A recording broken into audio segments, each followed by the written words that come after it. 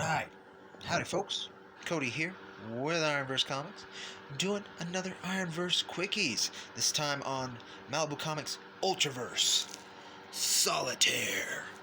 Yeah, actually a pretty cool logo now that I'm really looking at it, I like it. The cover was the big one on this, but let's go ahead and start where we usually do, with a little context on the video.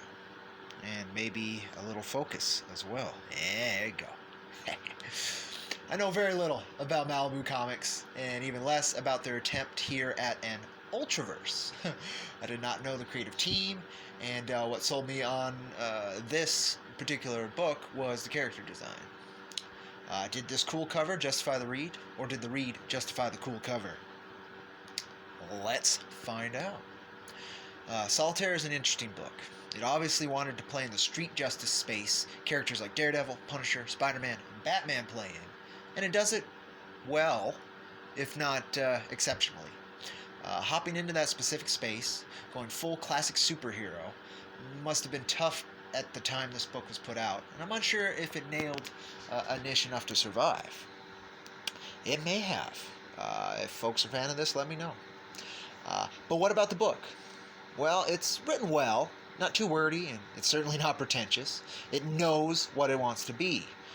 The art does a fine job of selling the designs and the idea, and one page in particular culminates in a panel trope I just adore, which was done really quite well. Solitaire as a character is a near immortal, stitched back together by nanites, at least from the hints it drops this first issue. It never manages to lay out the backstory directly in the first issue, and it does a fine job of just peppering it within its very action-oriented pages. This book knew what it wanted to be, and maybe to its detriment a bit, it didn't try to color anywhere outside of the lines. There's not much that makes this book stand out, both for good and ill. Nothing's exceptional, nor is anything incompetent, and in that it exceeds as a fair expenditure of time. Though it may have earned a dedicated it may not have earned a dedicated fan base from playing it too safe. I have to also note the cover that caught my attention is not a full bait and switch.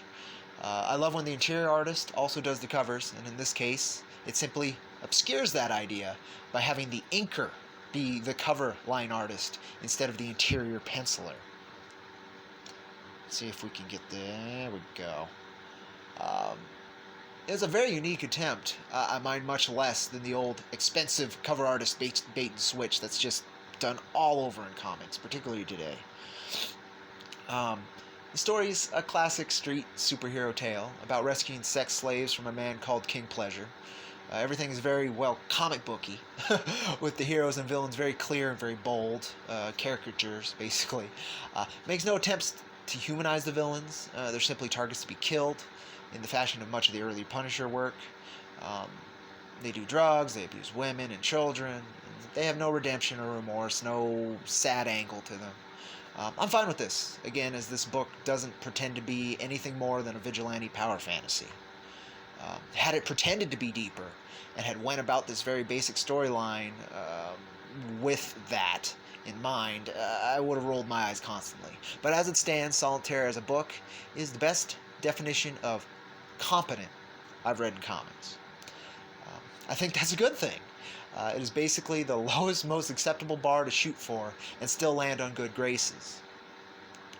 I'd love to see where this story builds and the character goes, as with more content it'd have no choice but to improve or decline. Either way, worthy of a look at for creators jumping into this work, into this field. Sum up, decent art, decent writing, decent book. Decent expenditure of time. Kind of like Solitaire in real life could be, actually. Check it out if unique but unchallenging street heroes sound enjoyable to you. Now, I do want to show, so this is the cover art, which again I think is really cool. Then you go into the interior, and it's fine. You know, it's very 90s kind of stuff. Big jumping superhero out of nowhere. I mean, it's a very classic thing. We got to see the word splap, the onomatopoeia splap. You don't get to see that very often. But let's see if I can find, without spoiling the book, that panel I'm talking about that I thought the whole page kind of did it really exceptionally. And it's a classic. Batman's done it, Spider-Man's done it, Daredevil's done it. All of them have done this trope. But I think I really like this panel. And in the pacing of the book and in reading it, the breaking through the windshield, breaking through glass panel, done really, really well. I know the pose you might not think is good, but I don't know. Within the pacing of the book, it really stood out to me, and I thought it was the stellar moment of the book. It really caught my eye. So yeah, from what I could tell, there were quite a bit more of this character put out, a few more issues.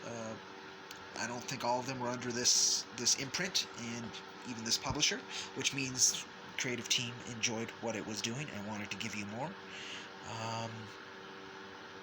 Definitely worth a check out if you want to kind of see what competency is in comics, and what you should shoot to go above, in my opinion, but still not be an unsatisfying read for a reader. I think that's kind of a cool thing to know. So yeah, I'm Cody with IronVerse Comics, and I will catch you on that rusty trail. You folks, take care.